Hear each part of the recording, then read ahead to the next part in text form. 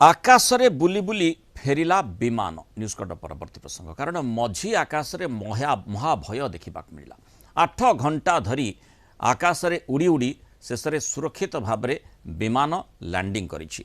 Delhi San Francisco जाउथिबा air India विमान मझी आकाशरू पुणी दिल्ली फेरी विमान रे हठात यांत्रिक त्रुटि देखादेला तापरे याकू जरूरी अवतरण कराजिबा पे चेष्टा करा जायथिला। विमान रे प्राय 230 जन यात्री थिले। Air India flight AI 173 Delhi उड़ाण भरिबार प्राय 3 घंटा पर चीन आकाश मार्ग में पहुंची सेठी विमान रे वैषयिक समस्या थिबा जना पड़िला।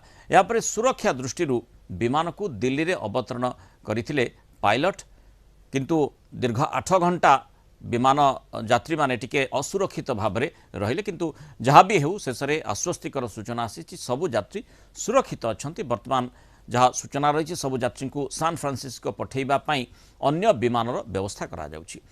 सेपटे आउ गोटे भी अघटन सूचना रही बेंगलुरु विमान बंदर हठात विमान धुआं बाहरिला। इंडिगोर फ्लाइट 6E6017 बेंगलुरु चेन्नई जावाई रनवे आड़ को आगेवा समय